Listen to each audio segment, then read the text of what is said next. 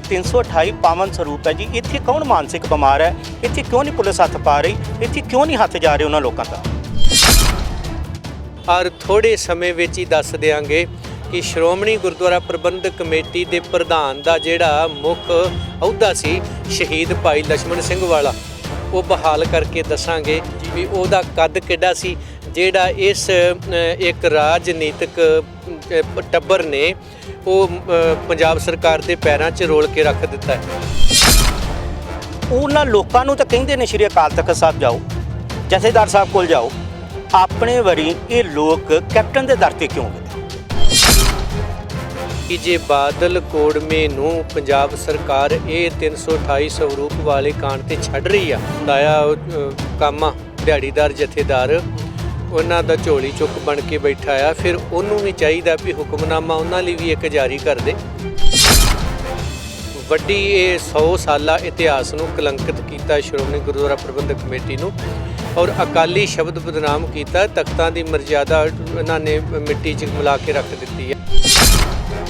यानी कि 4 बंदियां वास्ते तो सरकार दे कोल जाके मुर्दाबाद जिंदाबाद करन जोगा टाइम है, गुरु ग्रंथ साहब वास्ते ना कोई टाइम क्यों नहीं। जिन्ना चिर पुलिस प्रशासन 328 स्वरूप दे इस मसले दे इनू लैके और दोषियों के उत्ते बकायदा मुकदमा दर्ज करके सानू कापी नहीं दे दिंदा, उन्ना चिर ये आवाज़ पंथक जिहड़ी आ ये होके दे रूप विच इत्थों गूंजदी रहू। असी समझौता जां इन मुआवजा लैण लई नहीं बैठे हुए, असी इंसाफ लई लड़ रहे हैं।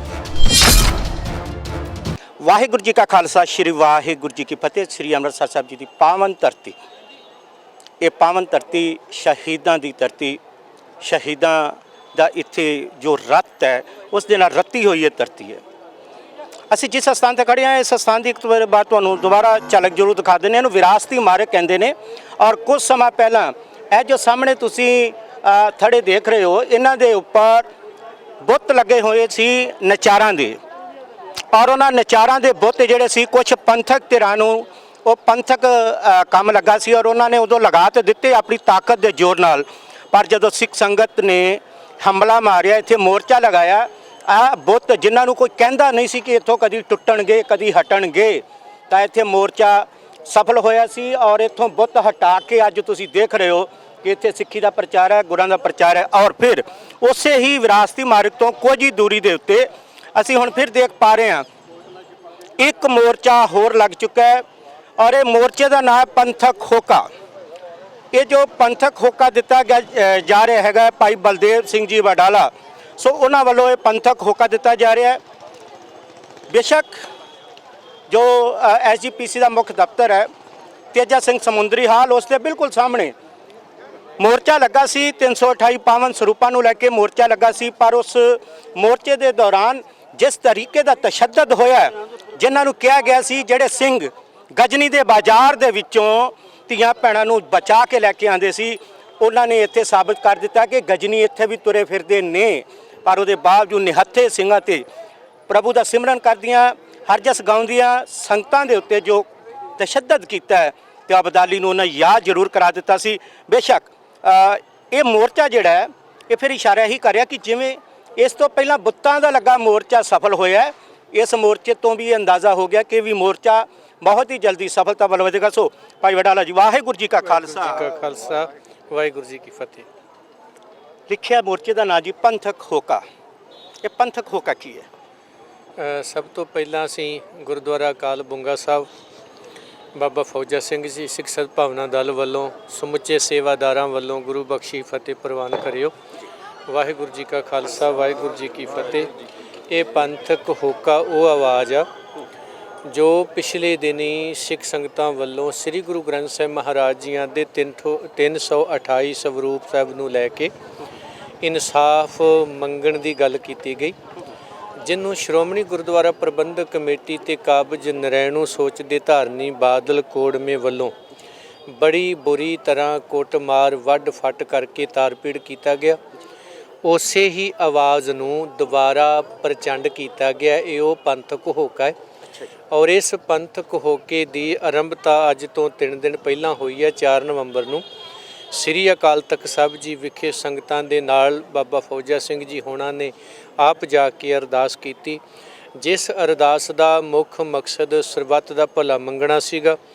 ਔਰ ਸਰਬੱਤ ਲਈ ਜਿਹੜੀ ਮਹਾਮਾਰੀ ਚੱਲ ਰਹੀ ਹੈ ਉਹਦੇ ਤੋਂ ਨਿਜਾਤ ਵਾਸਤੇ ਵੀ ਅਰਦਾਸ ਹੋਈ, ਬੰਦੀ ਸਿੰਘਾਂ ਦੀ ਰਿਹਾਈ ਲਈ ਅਰਦਾਸ ਹੋਈ, ਕਿਸਾਨ ਵੀਰ ਜਿਹੜੇ ਅੱਜ ਉਹ ਮੋਰਚੇ ਲਾ ਕੇ ਬੈਠੇ ਹੋਏ ਨੇ ਉਹਨਾਂ ਦੀ ਫਤਿਹ ਲਈ ਅਰਦਾਸ ਕੀਤੀ ਗਈ।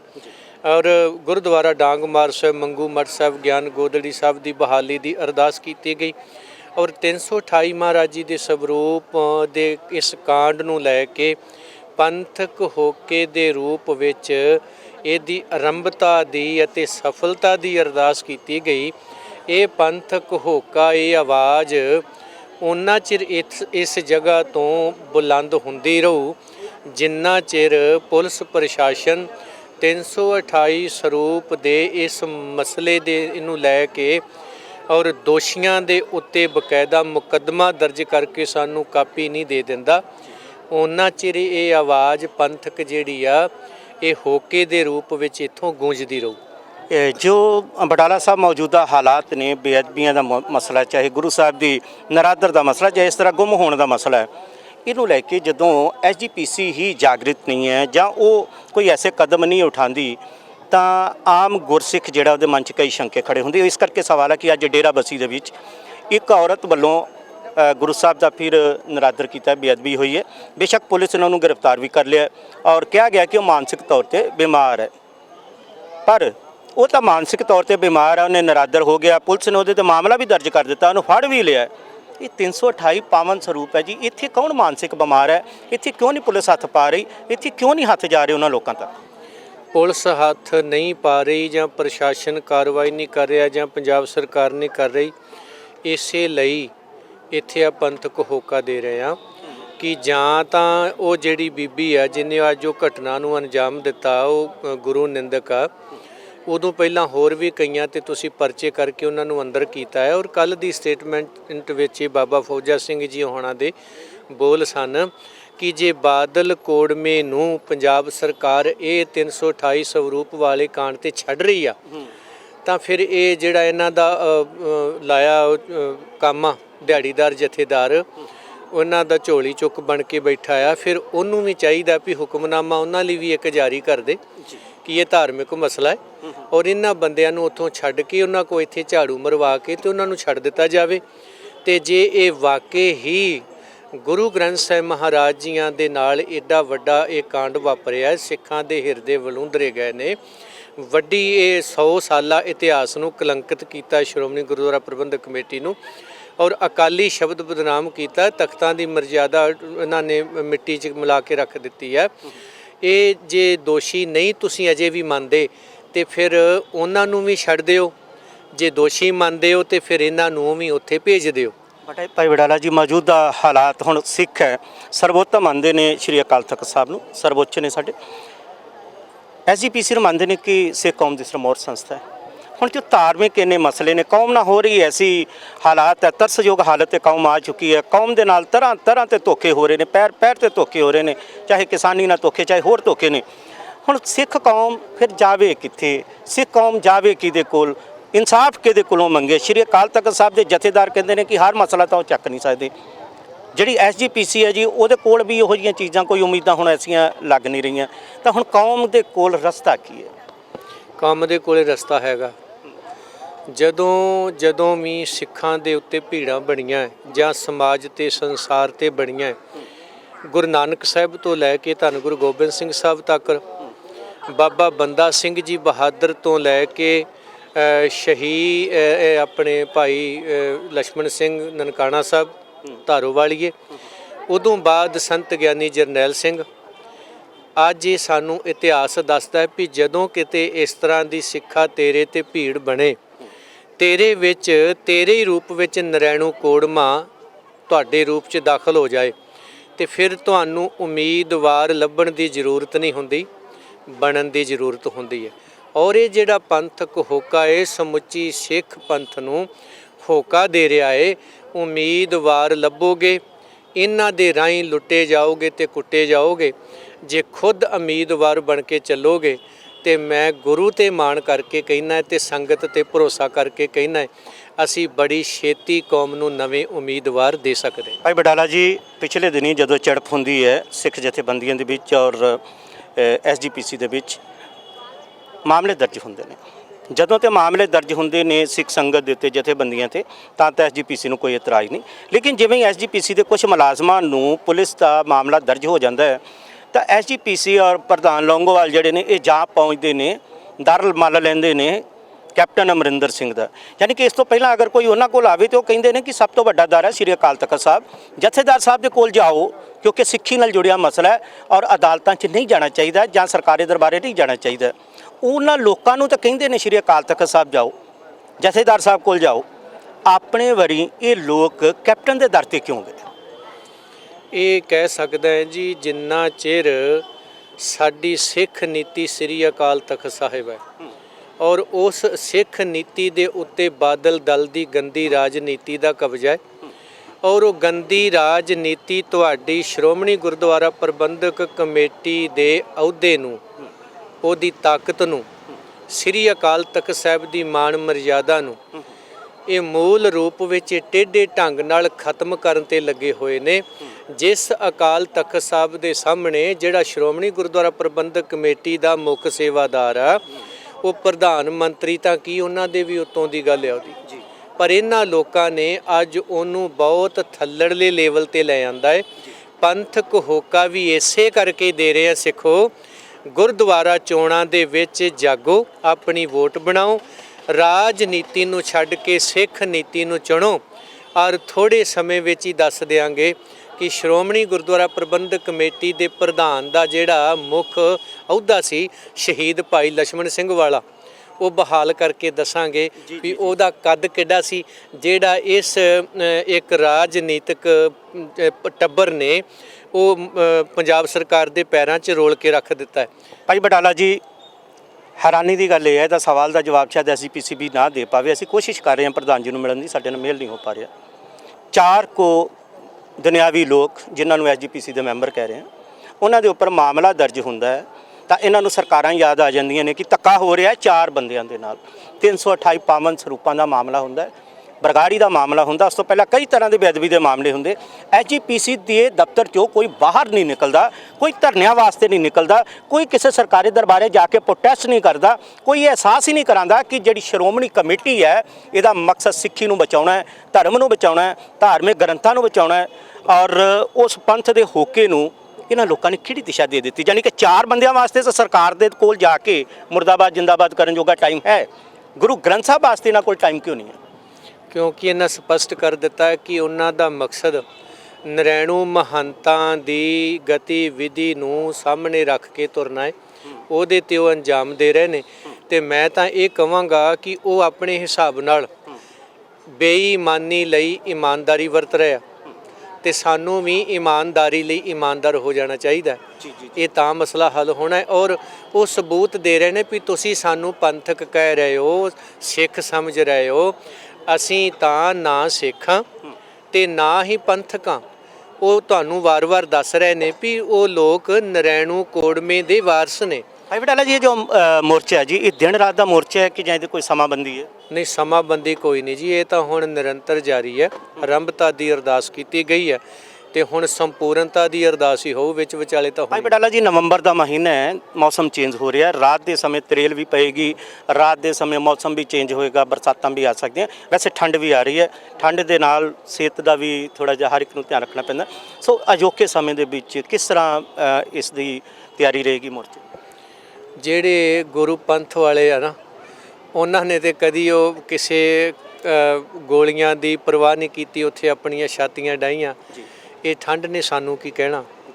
ਮਾਛੀਵਾੜੇ ਦੇ ਜੰਗਲ ਹੋਣ ਤੇ ਜਾਂ ਉਹ ਤੱਤੀਆਂ ਤਵੀਆਂ ਹੋਣ ਜਾਂ ਉਹ ਠੰਡੇ ਬੁਰਜ ਹੋਣ, ਜਦੋਂ ਸਿੱਖ ਨੀਤੀ ਦੀ ਗੱਲ ਤੁਰਦੀ ਹੈ ਨਾ, ਤੇ ਮੈਂ ਇਹ ਕਹਾਂਗਾ ਕਿ ਉਹ ਰੁੱਤ ਵੀ ਕਿਤੇ ਨਾ ਕਿਤੇ ਉਸ ਨੂੰ ਭਾਲਦੀ ਆ। ਭਾਵੇਂ ਅੱਜ ਕੁਝ ਲੋਕ ਲਿਖਦੇ ਨੇ ਵੀ ਗੁਰੂ ਕਲਗੀਧਰ ਪਿਤਾ ਨੇ ਜਦੋਂ ਅਨੰਦਪੁਰ ਸਾਹਿਬ ਛੱਡਿਆ, ਉਹ ਕਹਿੰਦੇ ਜੀ ਸਰਸਾ ਨੇ ਰੋੜ ਦਿੱਤਾ ਜੀ ਗੁਰੂ ਦਾ ਪਰਿਵਾਰ, ਵਿਛੋੜਾ ਪਾਤਾ ਜੀ ਉਹਨੇ, ਸਰਸਾ ਨੂੰ ਇੰਜ ਨਹੀਂ ਕਰਨਾ ਚਾਹੀਦਾ। ਬਹੁਤ ਸਾਰੇ ਲਿਖਾਰੀਆਂ ਨੇ ਉਹਦੇ ਖਿਲਾਫ ਲਿਖਿਆ। ਇੱਕ ਲਿਖਾਰੀ ਸਰਸਾ ਬਣ ਕੇ ਲਿਖਦਾ ਹੈ, ਕਹਿੰਦਾ ਮੈਂ ਸਰਸਾ ਸੀ, ਮੈਂ ਉਛਲ ਕੇ ਵਗੀ, ਮੈਂ ਰੋੜਨ ਲਈ ਨਹੀਂ ਵਗੀ, ਮੈਨੂੰ ਰੋਕਣਾ ਚਾਹੁੰਦੀ ਸਾਂ ਕਲਗੀ ਵਾਲਿਆ, 32 ਵਰੇ ਕਰੀਬਨ ਤੂੰ ਅਨੰਦਪੁਰ ਸਾਹਿਬ ਰਹਿ ਚੱਲਿਆ, ਤੇ ਮੈਨੂੰ ਲੱਗਦਾ ਹੈ ਵੀ ਜੇ ਅੱਜ ਚਲਿਆ ਗਿਆ ਨਾ ਇਹਨੇ ਪਰਤ ਕੇ ਨਹੀਂ ਆਉਣਾ, ਇਹਨੂੰ ਰੋਕ ਲਵਾਂ। ਮੈਂ ਤੇ ਉਹਦੇ ਪੈਰ ਫੜ ਫੜ ਕੇ ਰੋਕਦੀ ਰਹੀ, ਉਹ ਰੁਕਿਆ ਨਹੀਂ। ਤੇ ਸੱਚਾਈ ਇਹ ਹੈ ਵੀ ਜਦੋਂ ਤੁਸੀਂ ਸੱਚ ਦੇ ਪਾਂਧੀ ਬਣਦੇ ਹੋ ਨਾ, ਉਦੋਂ ਕਿਤੇ ਨਾ ਕਿਤੇ ਠੰਡ ਵੀ ਨਿੱਘ ਦੇਣ ਲੱਗ ਜਾਂਦੀ। ਭਾਈ ਵਡਾਲਾ ਜੀ, ਇੱਥੋਂ ਸੰਗਤ ਹਜ਼ਾਰਾਂ ਦੀ ਤਾਦਾਦ 'ਚ ਦਰਬਾਰ ਸਾਹਿਬ ਦਰਸ਼ਨ ਕਰਨ ਜਾ ਰਹੀ ਹੈ, ਦਰਸ਼ਨ ਕਰਕੇ ਆ ਵੀ ਰਹੀ ਹੈ। ਇਹਨਾਂ 'ਚ ਕੁਝ ਲੋਕ ਸ਼ਰਧਾਲੂ ਵੀ ਹੋ ਸਕਦੇ, ਕੁਝ ਲੋਕ ਨਾਨਕ ਨਾਮ ਲੈਵਾ ਸੰਗਤ ਵੀ ਹੋ ਸਕਦੀ, ਕੁਝ ਸੰਗਤ ਵੀ ਹੋ ਸਕਦੀ ਹੈ ਤੇ ਕੁਝ ਸਿੱਖ ਵੀ ਹੋ ਸਕਦੇ ਨੇ। ਪਰ ਅਸੀਂ ਇੱਕ ਚੀਜ਼ ਦੇਖੀ ਹੈ ਕਿ ਇੱਥੋਂ ਦੀ ਸੰਗਤ ਆ ਵੀ ਰਹੀ ਹੈ, ਜਾ ਵੀ ਰਹੀ ਹੈ, ਪਰ ਉਹਨਾਂ ਦਾ ਮੋਰਚੇ ਵੱਲ ਨੂੰ ਮੁੜਨਾ, ਯਾਨੀ ਕਿ ਉਹਨਾਂ ਦੇ ਪੈਰ ਇੱਧਰ ਨੂੰ ਨਹੀਂ ਮੁੜਦੇ, ਉਹਨਾਂ ਦੇ ਕੰਨਾਂ ਦੇ ਵਿੱਚ ਮੋਰਚੇ ਦੀ ਆਵਾਜ਼, ਤੁਹਾਡਾ ਹੋਕਾ, ਇਹ ਜੋ ਹੋਕਾ ਪੰਥਕ ਹੋਕਾ, ਇਹ ਉਹਨਾਂ ਦੇ ਕੰਨਾਂ ਤੱਕ ਨਹੀਂ ਜਾ ਪਾ ਰਿਹਾ, ਉਹਨਾਂ ਨੂੰ ਖਿੱਚ ਨਹੀਂ ਪਾ ਰਿਹਾ। ਉਹਦਾ ਕੀ ਕਾਰਨ? ਨਹੀਂ, ਇਹ ਨਹੀਂ ਤੁਸੀਂ ਕਹਿ ਸਕਦੇ। ਜਿੰਨੇ ਸਵੇਰ ਦੇ ਇੱਥੇ ਬੈਠੇ ਆ ਤੇ ਕੈਮਰੇ ਲਾ ਕੇ ਦੇਖੋ ਵੀ ਕਿੰਨੀ ਸੰਗਤ, ਕਿਸੇ ਕੋਲ ਟਾਈਮ ਹੈ ਨਹੀਂ ਜਾਂ ਕਿਸੇ ਨੂੰ ਪਤਾ ਹੀ ਨਹੀਂ ਕਿ ਇੱਥੇ ਪੰਥਕ ਹੋਕਾ ਦਿੱਤਾ ਜਾ ਰਿਹਾ। ਔਰ ਜਿੰਨੀ ਸੰਗਤ ਇੱਥੋਂ ਜਾ ਰਹੀ ਹੈ, ਜੇ ਉਹ ਖਲੋ ਕੇ ਸੁਣ ਨਹੀਂ ਰਹੀ, ਪੜ੍ਹਦੀ ਜ਼ਰੂਰ ਆ, ਜੇ ਪੜ੍ਹ ਰਹੀ ਆ ਤਾਂ ਉਹ ਵਾਚ ਵੀ ਰਹੀ ਆ। ਔਰ ਉਹਨਾਂ ਨੂੰ ਇਹ ਵੀ ਪਤਾ ਲੱਗ ਰਿਹਾ ਵੀ ਇੱਕ ਬੰਨੇ ਅਸੀਂ ਸਿੱਖਾਂ ਦਾ ਇਤਿਹਾਸ ਪੜ੍ਹਿਆ ਤੇ ਇਹ ਜੋ ਕੁਝ ਵਾਪਰ ਰਿਹਾ ਹੈ, ਇਹਦੇ ਨਾਲ ਉਹਨਾਂ ਨੂੰ ਸਿੱਖ ਤੇ ਗੈਰ ਸਿੱਖ ਦੀ ਸਮਝ ਵੀ ਆਉਂਦੀ ਹੋਊਗੀ। ਤੇ ਅਸੀਂ ਇਹ ਨਹੀਂ ਕਹਿ ਸਕਦੇ ਕਿ ਉਹਨਾਂ ਦੇ ਹੁਲਾਰਾ ਜਾਂ ਉਹਨਾਂ ਵੱਲੋਂ ਹੁੰਗਾਰਾ ਨਹੀਂ ਮਿਲ ਰਿਹਾ, ਇਦਾਂ ਦਾ ਕੁਝ ਨਹੀਂ ਹੈ। ਭਾਈ ਵਡਾਲਾ ਜੀ, ਪ੍ਰਸ਼ਾਸਨ ਔਰ ਕੋਈ ਸਿੱਖ ਜਥੇਬੰਦੀਆਂ ਵਿੱਚ ਬੈਠ ਕੇ ਗੱਲਬਾਤ ਕਰਨ ਨੂੰ ਤਿਆਰ ਹੋਈਆਂ? ਕਿਸੇ ਦਾ ਸੁਨੇਹਾ ਆਇਆ? ਗੱਲਬਾਤ ਤਾਂ ਉਹ ਕਰਨਾ ਜੇ ਸਮਝੌਤਾ ਕਰਨਾ ਹੋਵੇ। ਅਸੀਂ ਸਮਝੌਤਾ ਜਾਂ ਮੁਆਵਜ਼ਾ ਲੈਣ ਲਈ ਨਹੀਂ ਬੈਠੇ ਹੋਏ, ਅਸੀਂ ਇਨਸਾਫ ਲਈ ਲੜ ਰਹੇ ਹਾਂ। ਇਨਸਾਫ ਸਾਹਮਣੇ ਲਿਖਿਆ ਹੋਇਆ ਜੀ, ਪੁਲਿਸ ਪ੍ਰਸ਼ਾਸਨ ਉੱਤੇ FIR ਦਰਜ ਕਰੇ।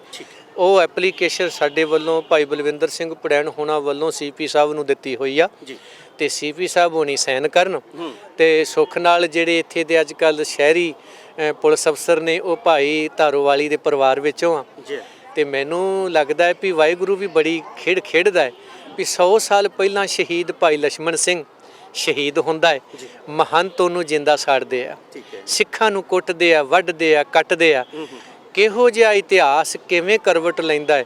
ਅੱਜ ਸ਼ਹੀਦ ਭਾਈ ਲਛਮਣ ਸਿੰਘ ਦੇ ਪਰਿਵਾਰ ਵਿੱਚੋਂ ਭਾਈ ਹਰਪਾਲ ਸਿੰਘ ਪੁਲਿਸ ਅਫਸਰ ਆ। ਇੱਕ ਬੰਨੇ ਉਹਦੀ ਡਿਊਟੀ ਹੈ, ਲਛਮਣ ਸਿੰਘ ਵਾਲੇ ਮੁਕੱਦਮੇ ਤੇ ਹੁਣ ਦਸਖਤ ਕਰੂ ਜਾਂ ਨਰੈਣੂ ਮਹੰਤਾਂ ਵਾਲੇ।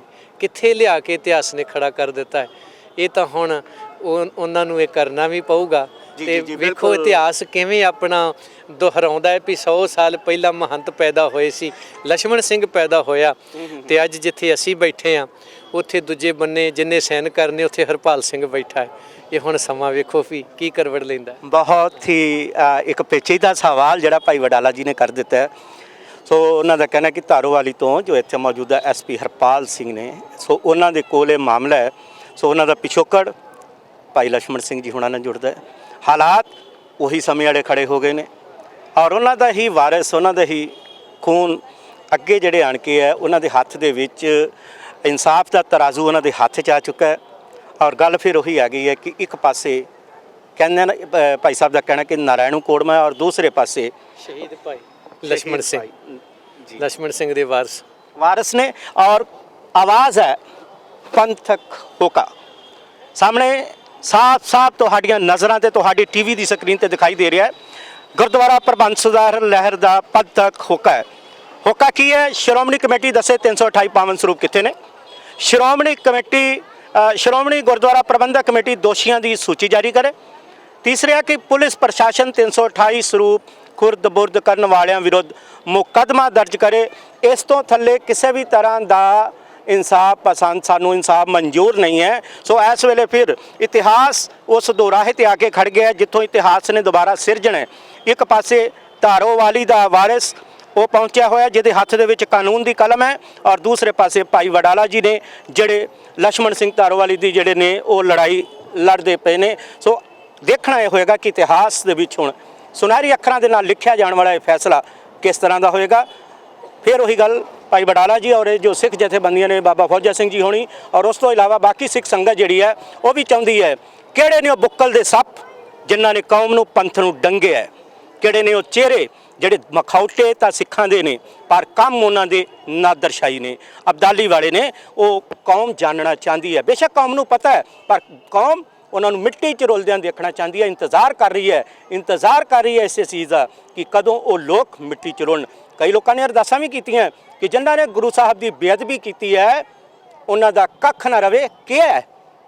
ਔਰ ਜਿੱਥੋਂ ਤੱਕ ਲੱਗ ਰਿਹਾ ਹੈ ਅਰਦਾਸ ਪਤਾ ਨਹੀਂ ਕਿਹੜੇ ਵੇਲੇ ਉਹਨਾਂ ਬੱਤੀਆਂ ਦੰਦਾਂ 'ਚੋਂ ਨਿਕਲੀ ਹੋਏਗੀ, ਸੱਚ ਹੁੰਦੀ ਵੀ ਕਿਤੇ ਕਿਤੇ ਲੱਗ ਰਹੀ ਹੈ ਔਰ ਲੋਕਾਂ ਨੂੰ ਦਿਸਦਾ ਪਿਆ ਆਉਣ ਵਾਲੇ ਸਮੇਂ ਦੇ ਵਿੱਚ, ਕਿਉਂਕਿ ਅਰਦਾਸ ਸਵੇਰੇ ਸ਼ਾਮ ਵੀ ਹੋ ਰਹੀ ਹੈ, ਹਰ ਪਾਸੇ ਹੋ ਰਹੀ ਹੈ।